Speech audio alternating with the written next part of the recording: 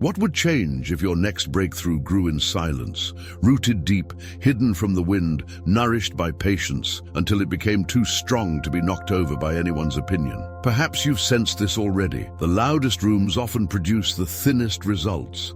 The soul knows it. The body knows it. We feel the drain after oversharing a dream, the hollow rush after a public promise, the aching quiet when momentum slips through our fingers. There is a reason your heart has been asking for a quieter path. There is a reason wisdom whispers when the world shouts.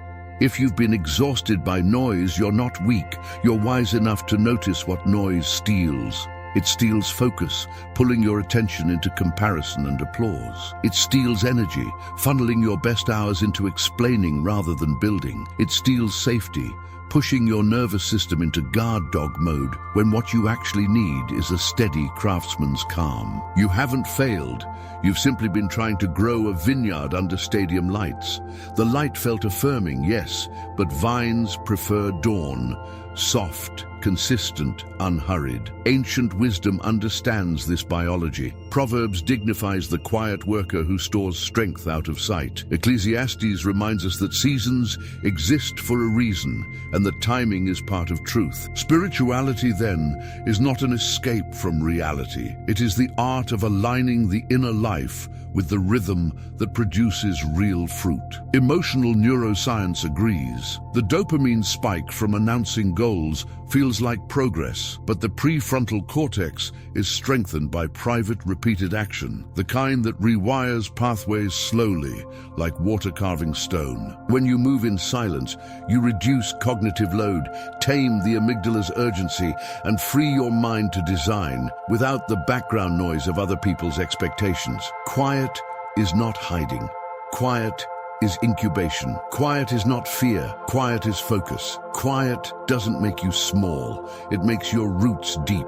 You are not meant to disappear. You are meant to be established. There is a difference between secrecy and stewardship, between shrinking and sheltering what is sacred until it can stand. Think of the seed. Nothing about its silence is passive.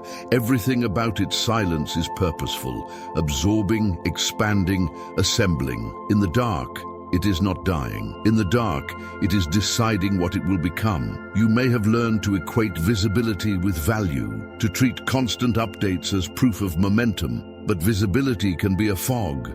It blurs the line between activity and progress, between applause and mastery. The body feels this confusion as tension, a tight jaw, a shallow breath, a mind that can't stop scrolling. Wisdom offers another sensation, shoulders that drop half an inch, breathing that sinks into the belly, attention that gathers like lamp oil. With that attention comes authority, the quiet, earned kind that doesn't beg to be believed. The truth is simple and unsettling. Wealth prefers the workshop to the stage, and transformation chooses the spine over the spotlight. This is practical spirituality. You attune the heart to what is right, and you train the hands to do it again and again, until doing what is right becomes easier than doing what is easy. You honor the sacredness of process, plans drafted where critics cannot trample them, habits built where algorithms cannot seduce them, alliances formed where gossip cannot dilute them, timing chosen where fear cannot rush it. The soul grows spacious, the mind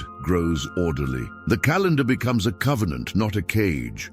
The work begins to speak for itself, and when the work speaks, it tells the truth about you, patient, prepared, precise. So let us begin in that posture, not to make you quieter in personality, but to make you stronger in purpose.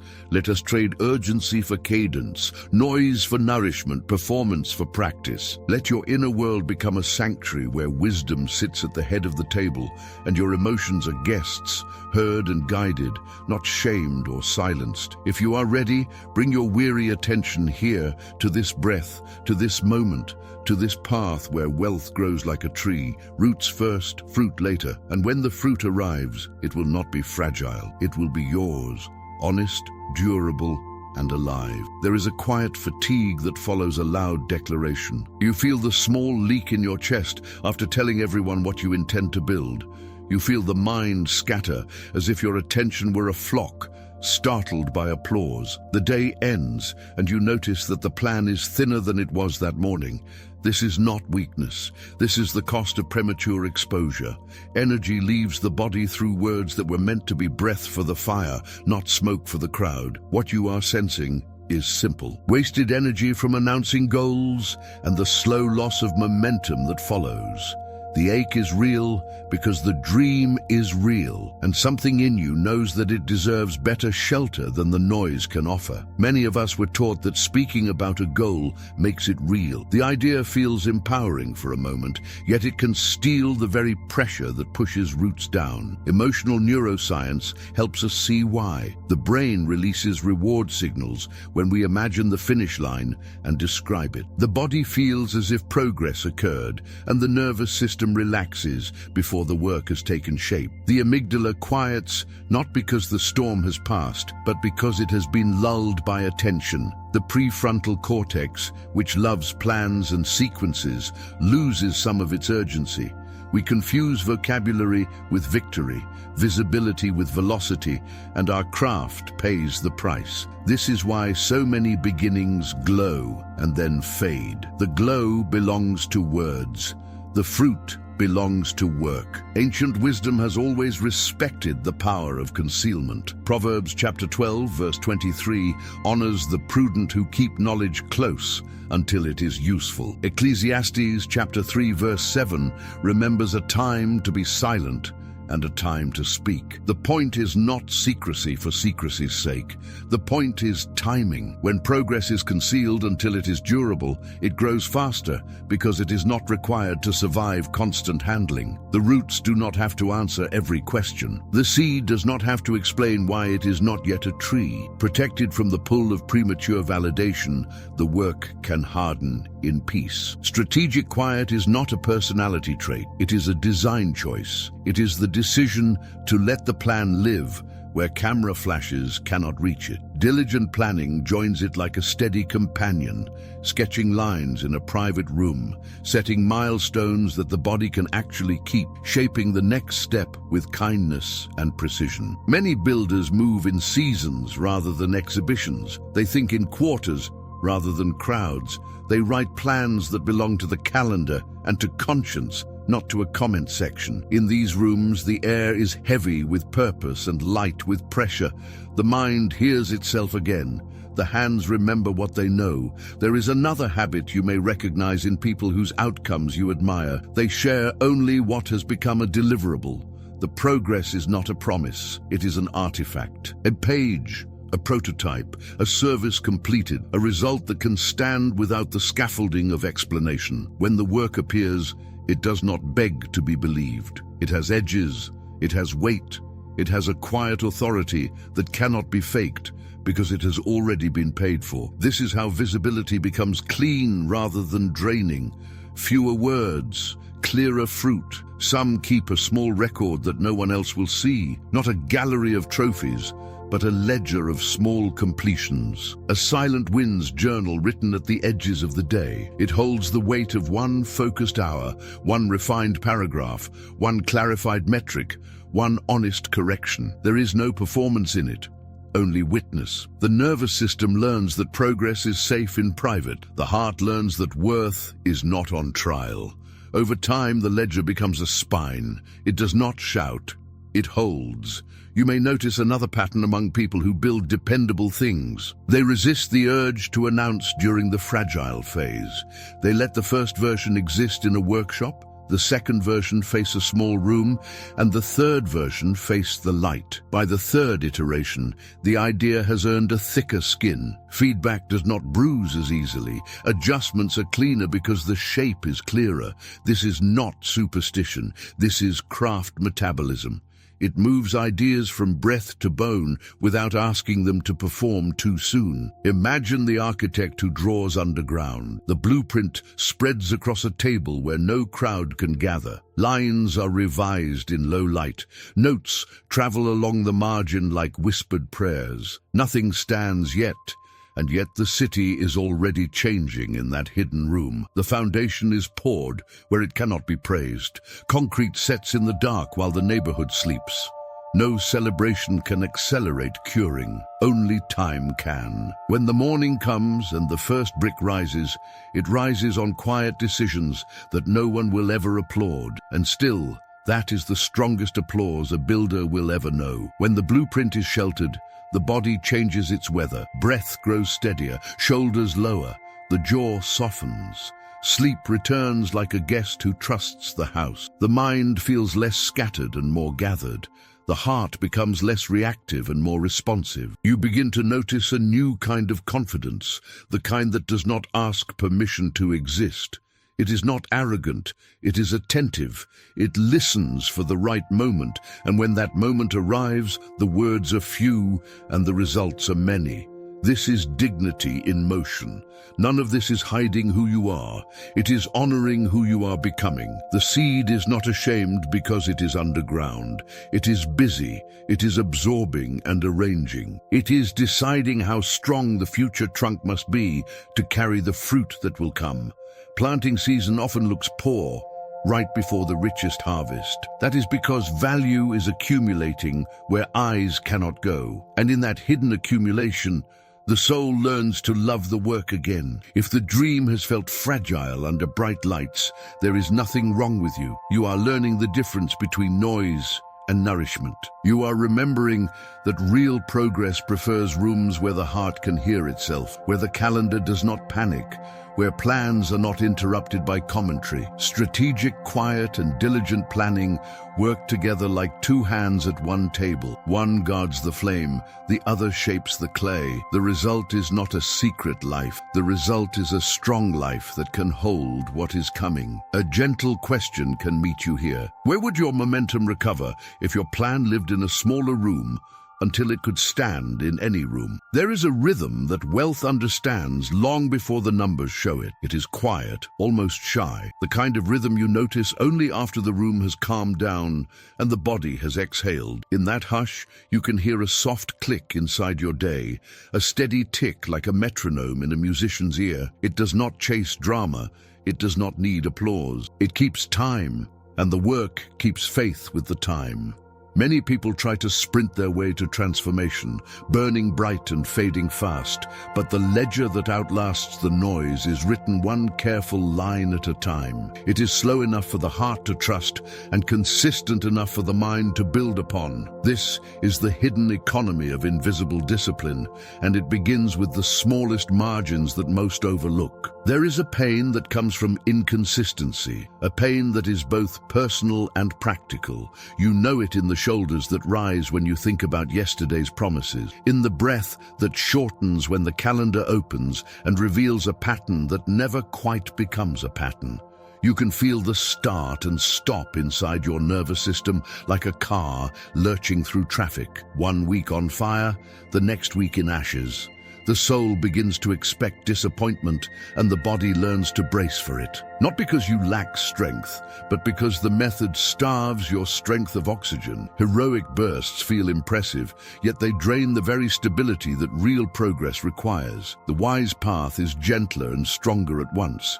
It turns power into pace. Emotional neuroscience gives language to what ancient wisdom already knew. When you surge and collapse, the brain rides a roller coaster of spikes and crashes, and your prefrontal cortex, that lovely steward of planning and sequence, struggles to keep a clear line through the noise. The amygdala keeps scanning for failure, and the body begins to equate growth with threat, but a steady rhythm changes the weather of the mind. Repetition lowers cognitive load, memory consolidates, attention thickens like cream, and what once felt like a mountain becomes a path you can walk while breathing deeply. Proverbs speaks of this cadence with a farmer's calm. Diligence, planned and patient, leads toward abundance.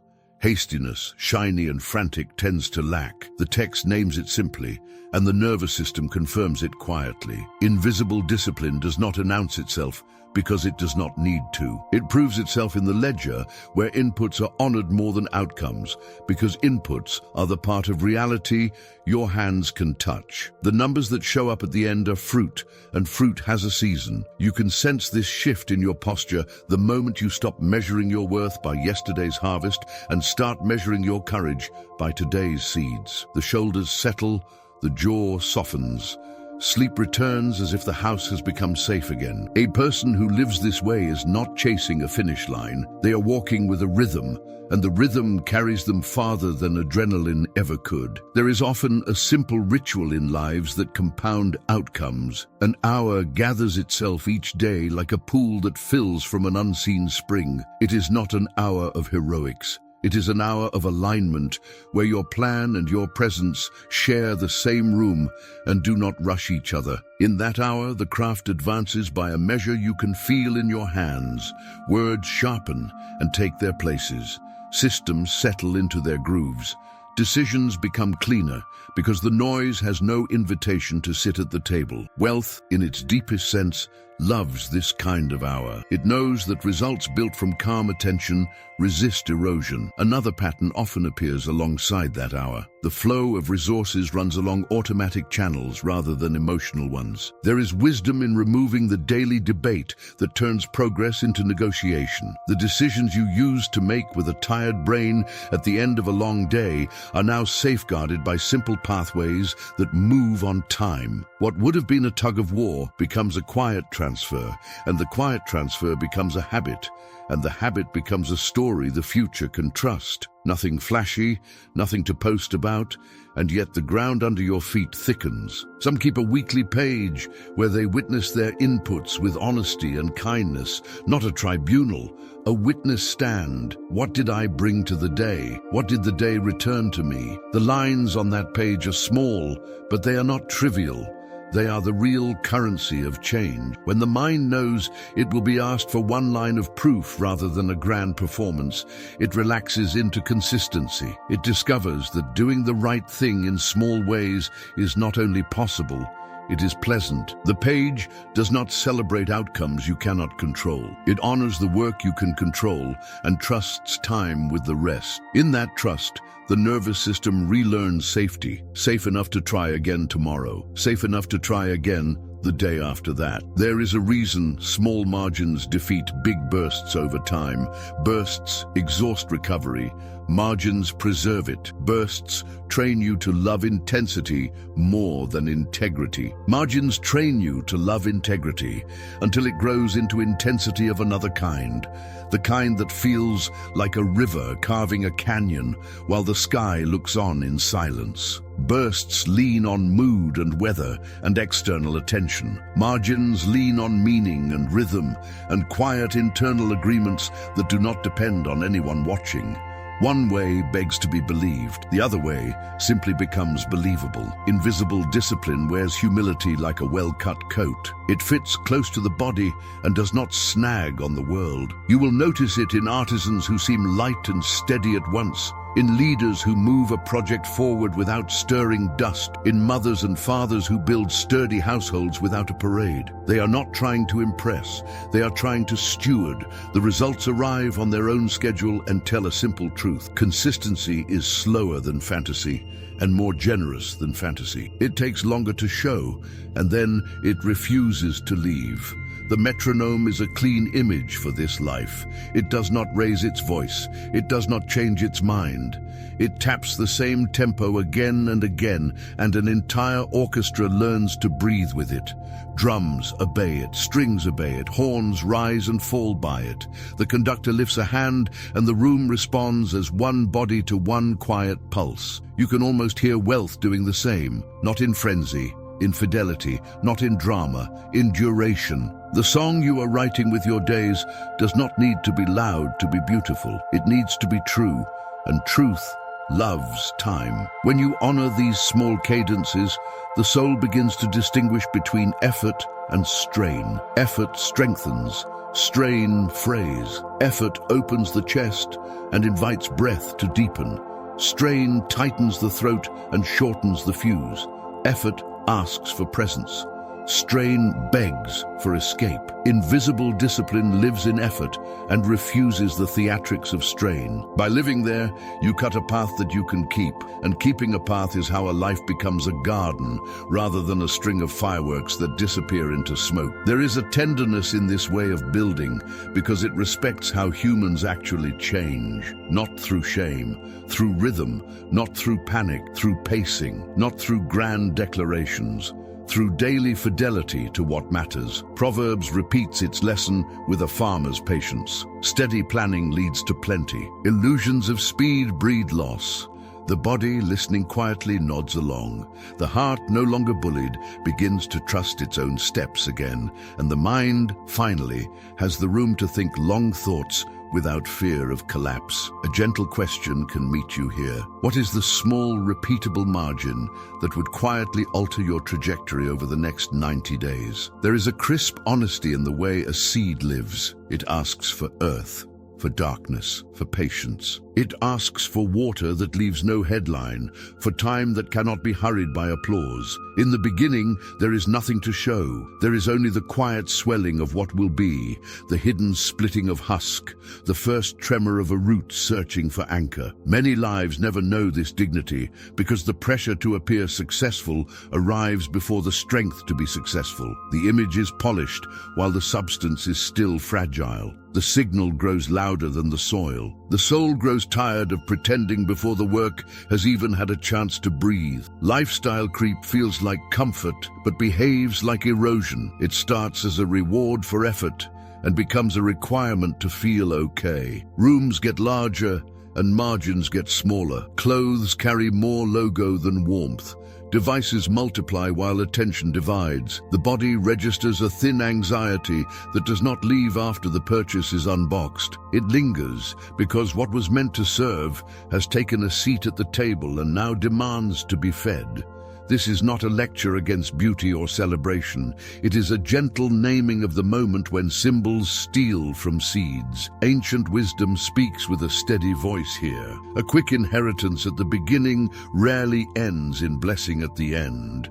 The line is not a threat, it is an observation. When substance grows too slowly to support the signals we wear, the weight of those signals eventually folds the structure beneath them. A house front, heavy with ornament and light on foundation, will one day lean toward the street. There is another way. It looks plain at first. It looks almost invisible. It looks like a farmer mending a fence while the field is empty and tomorrow's harvest is only a rumor in the soil. Seed multiplication is the craft of letting gains become roots before they become display. It is the quiet habit of allowing the first surplus to return to the ground that produced it. The choice feels small at first and then grows large enough to hold a life. The heart learns to enjoy the flow of growth more than the performance of growth. The nervous system begins to associate progress with steadiness rather than spectacle. The ledger thickens. The ground firms. The future arrives not as luck and not as magic, but as the natural result of what has been faithfully planted. There is a simple wisdom in letting the first share of any surplus go where it can work without distraction. It may be the first third, it may be half. It is less about math and more about meaning. You can feel the dignity of it in your posture when you make that quiet allocation. The spine lengthens, the breath deepens. A subtle smile appears that no one can photograph. The day carries a secret you do not need to prove. Tomorrow thanks you in a language only the heart can hear. Every time life offers a choice between an asset and an upgrade, the body remembers the difference after the noise fades. An upgrade asks to be seen. An asset asks to serve. An upgrade often sits. An asset often works. Upgrades can be lovely when they sit on a foundation that does not shake. They can become heavy when they arrive to distract from a foundation that has not yet set. Humble stewardship keeps score in a different currency. It asks whether this choice will help the roots drink more deeply or simply help the leaves look brighter for a moment. Tracking the path from seed to fruit changes the relationship with time. What once felt like waiting now feels like ripening. The calendar stops feeling like a judge and starts feeling like an ally. You begin to recognize the phases by touch, the way a baker knows the dough, the way a vintner knows the barrel, the way a sculptor knows the stone. The first movements are internal and quiet. The middle movements require trust. The late movements invite gratitude. When the fruit finally shows, it is not a surprise, it is a fulfillment. The joy is not loud, it is complete. Emotional neuroscience offers a window into why this path feels so different from the pressure to display. The reward system lights up briefly when we signal status, but the glow fades quickly and demands another hit. Reinvestment deepens satisfaction through anticipation and mastery. The brain learns to savor the arc of building rather than the dart of buying. Attention lengthens, memory consolidates, decision fatigue softens because the next step is already chosen by a prior value. The whole body experiences a slow exhale that sounds like peace. There is a kind of wealth that refuses to perform because it is busy becoming structural. It shows up as skill that does not shake under questioning. It shows up as systems that keep moving on the days when your spirits do not. It shows up as relationships that are chosen for alignment rather than exposure. It shows up as options that do not have to be announced to be real. Much of this will look unremarkable until the moment it is needed. Then it will look like wisdom. Planting season often looks poor, right before the richest harvest. The tools are worn, the hands are dirty, the field is bare. Outsiders shake their heads because they cannot see the moisture beneath the crust or the conversations happening in the soil. The planter is not confused. The planter can hear the future in the present. There is a sound to it, a slow drip in the aquifer, a delicate tearing as the husk releases the first root, a small push against gravity that says, I will become what I was made to become. As status recedes from the center, joy returns to the craft. Work becomes play again in the oldest and most serious sense of the word. Your attention enters a room, and everything in that room becomes alive under your hands. Tools feel responsive, time feels generous, feedback feels clarifying rather than shaming, because the worth of the work no longer depends on the gaze of a crowd. You are not starving for validation. You are feeding something that will one day feed you back with interest. This is the heart of humility and stewardship. It is not self-erasure, it is self-respect. It is the posture that says, I will carry what I am given with care until it becomes more than I was given.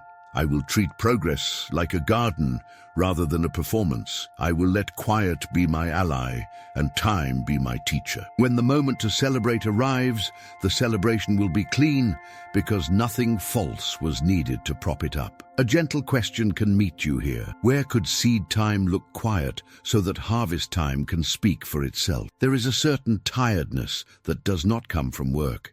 It comes from rooms that drain the spirit while pretending to celebrate it. You know the feeling. You walk out of a conversation and your chest feels lighter in the wrong way, as if something precious quietly left the house through an unlocked door. The face smiles, but the nervous system winces. This is the cost of misaligned tables. These are places where gossip passes for bonding, where advice is handed out like candy from people who never taste the medicine they prescribe, where urgency is contagious and wisdom is an awkward guest. The ache is not drama. The ache is data. Many of us were raised on the belief that more connections mean more opportunity. The map looked impressive. The calendar was full. The inbox never slept. Yet abundance is not the same as alignment. A forest can be thick and still be sick. A table can be crowded and still be cold. When everything is connected to everything, nothing is rooted in anything. Energy leaks, decisions fray, the mind loses its clean edge because it is forever explaining instead of discerning. Fewer and wiser often multiplies more than many and noisy. The harvest proves it over time in a way that slogans cannot. Ancient wisdom stays clear on this point. Walk with the wise and you rise into their weather. Walk with fools and you inherit their storms. Another line guards the soul against tale-bearing and flattery, not because trust is cynical, but because trust is sacred and should be given where it can live. The body hears these proverbs long before the ears do. In a room of integrity, your breath deepens and your shoulders lower. In a room of performance, your jaw tightens and your laughter comes a half-second late. Emotional neuroscience gives a language to this knowing. The limbic system mirrors the state of the room. Belonging is medicine when the room is healthy, and poison when the room is not. Gatekeeping your table is not about exclusion. It is about stewardship. It is the gentle art of deciding who gets access to the roots of your life and at what stage. Selective circles is the name we give to that art. The circle is not a wall. It is a vineyard fence. A farmer does not fence the field because she hates the world. She fences the field because fruit takes time and predators love shortcuts. The fence is not forever. The fence is for the season in which the grapes are vulnerable. When the season turns and the fruit can travel, the gate opens and the baskets go out with joy. You can sense this wisdom in relationships that leave you more honest rather than more defended. In those rooms, curiosity is strong and gossip is weak. People speak well of those who are not present. Confidences are treated like living things that can be harmed by careless handling. The best ideas do not need to be shouted down because everyone in the room knows that truth is sturdy enough to survive questioning. A person can say, "I do not know," and be respected for the courage of that sentence. Your nervous system stops scanning for attack and starts listening for insight. Your attention returns to you like a bird returning to a familiar hand. Mature builders tend to organize their relational world around 3 gentle lanes that often overlap with grace. There are elders or mentors who stand a little ahead on the road and share their miles without making you small. There are peers who carry weight alongside you and keep you from lying to yourself. There are younger voices you pour into, not because you are perfect, but because generosity is part of growth. This is not a hierarchy of value. It is a choreography of wisdom. Each lane enriches the others. Elders remind you that the road is longer than today. Peers remind you that you are not alone today. Those you invest in remind you that you once needed what you now carry. Confidential work asks for confidential rooms, not secrecy for its own sake, but clarity about what should be held quietly while it forms. Healthy circles name what is private without shame. Agreements are made with open eyes and steady hands. Information travels on purpose rather than by accident. Not because fear rules the room, but because trust does. When people know what is being protected and why, they relax. The heartbeat of the group steadies. The mind stops wasting energy on managing perceptions and uses that energy to solve the problem at the center of the table. There is a phrase from ancient wisdom that has shaped many strong communities. Iron sharpens iron. The image is steady and warm, 2 edges meeting with intention, removing burrs, refining angles, trading sparks without trading wounds. In gatherings like this, feedback does not humiliate. It clarifies. Questions are not traps, they are lanterns. The goal is not to win the room. The goal is to refine the work and preserve the bond. You walk away challenged and somehow more whole, a little quieter on the outside and a little surer on the inside. Selective circles also know how to honor boundaries without bitterness. A boundary is not punishment. A boundary is design. It says, "This is where my yes can live, and this is where it cannot, not because I love you less, but because I am protecting the conditions that allow me to love you well." The body understands this before the mind does. With a boundary in place, sleep softens. With a boundary in place, resentment drains. With a boundary in place, generosity grows sturdy because it is no longer being asked to do what only wisdom can do. Misaligned partnerships teach hard and sacred lessons. Charm without character, talent without loyalty, vision without humility. Some of these lessons will cost money. Some will cost time. All of them can return wisdom if you let them settle. The return is not cynicism. The return is discernment. You learn to recognize the early signs of misalignment, the way a sailor recognizes a change in wind by the feel on the cheek, a promise that arrives too fast, a story that does not line up with the math, a pressure to commit before clarity has a chance to speak. Your chest knows, your breath knows. You can thank your body for telling the truth in ways words cannot. When your table is guarded with kindness, your future becomes more spacious. Fewer conversations, deeper conversations, fewer meetings, cleaner meetings, fewer favors, stronger covenants. The calendar lifts its shoulders and makes room for the work that actually moves a life. You begin to notice a sweetness in ordinary hours because you are no longer hauling the weight of everyone else's urgency. The work regains its color, silence regains its power, joy returns without a spotlight. This way of gathering is not about building a fortress, it is about tending a garden. Gardens welcome, gardens invite, gardens also protect. The fence is beautiful when you understand what it is guarding. The gate is beautiful when you understand why it opens. The table inside this garden does not perform. It nourishes, it does not collect names, it cultivates people, it does not inflate your sense of self, it steadies it. A gentle question can meet you here. Which boundary added with kindness would protect the fruit you are cultivating? There is a pressure in the chest that comes from racing the clock. It begins as eagerness and mutates into fear, as if the future would punish you for not arriving early. Many decisions are made under this pressure, and many good works are abandoned because they did not bloom on command. The nervous system reads that hurry is danger and flares with restless energy. Breath moves high, sleep grows thin. The mind keeps refreshing a window that refuses to load. In that restless loop, it is easy to confuse motion with momentum and speed with success. The soul knows the difference. It aches for a wiser tempo. Impatience has a glitter that feels like confidence at first glance. It promises shortcuts and quick exits. It paints slow paths as weakness and quiet as irrelevance. It wins with seduction more than logic. Emotional neuroscience sheds a cool light on this glitter. The reward system spikes when novelty arrives, and those spikes ask for more without building depth. Attention fractures.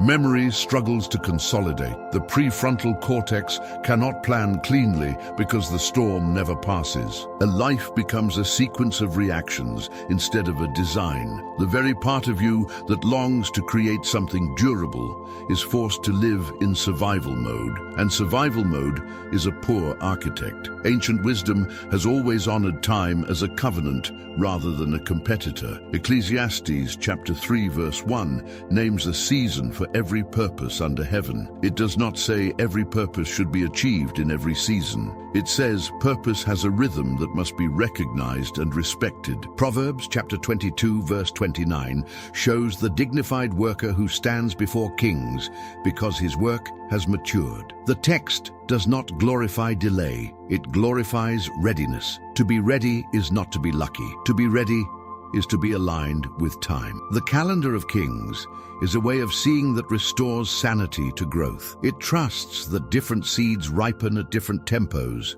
and that forcing a harvest distorts the fruit. This sight changes the atmosphere of a day. It reduces the background panic that makes you buy or sell or quit too soon. It does not silence urgency that is honest. It silences urgency that is afraid. In this atmosphere, decisions are sized correctly. A day is asked to carry a day. A quarter is asked to carry a quarter. A year is asked to carry a year. The body receives that clarity with relief that can be felt from the jaw to the belly. People who live by this calendar often prearrange time the way a farmer prepares a field. They give projects a holding period long enough to prove or disprove themselves.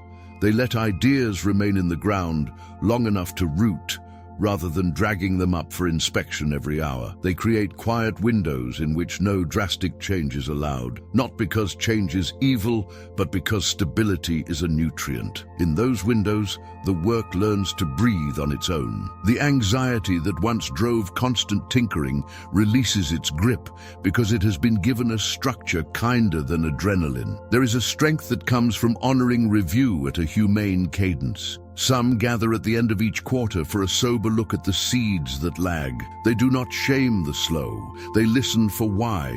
They gather data the way a shepherd gathers lambs, with patience and curiosity. Some seeds are sick and need to be released. Some are healthy and simply need another season. The difference is not always obvious in the noise of the week. It becomes beautifully clear when time has been invited to tell the truth. The common myth says that winners move fast and the rest are left behind. The deeper story is brighter and quieter. The right speed is the speed at which integrity can be kept. Haste makes costly mistakes and then asks the future to pay the bill. Timed patience compounds returns that loud impatience never notices because it is too busy starting over. This is why the richest gains often look boring in real time. They look like showing up with a clear mind. They look like making the same right choice long enough for the choice to become a slope. They look like a harvest that is obvious only in hindsight. Time can be a tyrant or a teacher. When treated as a tyrant, it is never satisfied. It demands newness and disdains nurture. When received as a teacher, it rewards attention with understanding.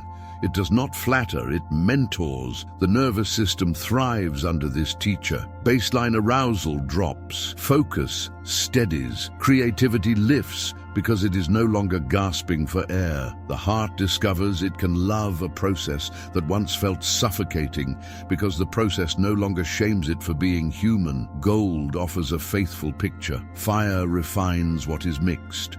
Waiting refines what is hurried. The first heat removes the obvious impurities. The second heat is time. It draws out the subtler distortions that only appear when haste is absent. A life forged in this manner does not crumble at questions. It does not warp under pressure. It carries a quiet weight that feels like trust when others enter the room. The worth is not theatrical. It is structural. There is a phrase whispered by those who have made peace with patience. Time in the work is greater than timing the work. The difference touches every decision. It turns speculation into stewardship. It turns gambling into gardening. It speaks softly but refuses to be moved. The person who embraces this phrase discovers that boredom often precedes breakthrough, and that boredom is not the enemy of genius. It is one of its midwives. When the covenant with time becomes real, celebration shifts. It is no longer a party for lucky moments. It is a quiet gratitude for faithful hours that no one else saw. Recognition is welcomed, not craved. Results are enjoyed without tightening the fist around them. Losses no longer define identity because identity is anchored in a path rather than a spike. The calendar ceases to be a judge with a gavel and becomes a friend with a lantern, walking beside you through dark and bright seasons with the same calm light. The atmosphere around you begins to reflect this covenant. Conversations grow less frantic and more fruitful. Choices grow cleaner because you're not choosing between your worth and your work. You are choosing between two directions of work and letting time reveal which one carries more truth. People notice the difference without always having words for it. They describe it as steadiness. They describe it as gravity. They describe it as peace that does not pretend the stakes are low. There is a sweetness to this way that cannot be faked. It does not need to be proved. It can be felt in the silence between sentences and in the way decisions land. It opens space for joy because it has already made room for sorrow, and anything that can hold sorrow without breaking can hold joy without spilling. The calendar of kings is not a trick. It is a way of honoring reality. It is the place where wisdom and patience become partners and the future learns your name. A gentle question can meet you here. What result in your life deserves a longer holding period than you first imagined? There is a hush that arrives when a path has been named. Not the hush of emptiness, but the hush of a workshop at dawn. Plans resting on a table, tools arranged without hurry, light entering the room like a friend who knows the house and does not need to knock. You can feel the 7 attitudes breathing here as if they were living instruments tuned to the same key. Strategic quiet steadies the air so that diligent planning can hear itself. Invisible discipline keeps the tempo, while seed multiplication chooses the field, and humble stewardship tends the rouse. Selective circles protect the gate, and the covenant, with time, blesses the weather. Together they create a climate where wealth grows without theatrics and character grows without collapse. Spiritual wisdom and the gentlest truths of the nervous system meet in this climate. The soul is given a posture worthy of the work, and the body is given a rhythm it can keep. The amygdala is no longer asked to sprint through alarms. The prefrontal cortex is no longer starved by interruptions. Attention lengthens, memory roots. Imagination stops bracing and begins to build again. The hours stop shouting and begin to hum. In that hum, a person becomes capable of decisions that last longer than a mood and of love that lasts longer than a season. The fruit of such a life is not fragile. It carries its own quiet weather into any room. Some lives keep a small ledger that no one else will see, a page that remembers one silent action aligned with a true seed, a line that honors one boundary that protected a growing vine, a note that notices 1 minute in which patience chose presence over panic. There is no command in this picture, and no performance either, only witness. Only companionship. A hand on your shoulder that says, the path is not loud and the path is good. Kept private, this witness becomes weight. Over days, it becomes a spine. Over seasons, it becomes a story that does not need to be sold to be believed. When celebration comes in this way, it sounds different. It does not strain for volume. It rings like a bell struck once in a clear morning. Those who hear it know it is not luck. They know it is the echo of hours no one applauded, of choices no one demanded, of kindnesses that asked for nothing in return. Wisdom loves this kind of sound because it tells the truth about how things grow. Not by racing, by rooting, not by noise, by nourishment, not by forcing a harvest, by trusting the season and preparing the storehouse with clean hands. If you listen closely, you can hear an older voice walking beside you now. It is the voice that taught farmers to read the sky and artisans to read the grain and leaders to read the room. It says there is a time to speak and a time to be silent, and that both can be holy. It says that character is architecture, and that architecture needs foundations as much as it needs facades. It says that understanding is wealth, and that wealth without understanding breeds restlessness. It does not push. It does not promise what it cannot keep. It keeps company while you become. The road ahead will include bright mornings and stubborn afternoons, and nights that ask for more courage than you plan to spend. This does not disqualify you. It dignifies you. It proves that you are building in the real world where storms visit and seeds take time. The attitudes you carry will not remove the weather. They will make you a worthy steward of any weather. Roots will go down. Fruit will come up. Doors will open you did not force.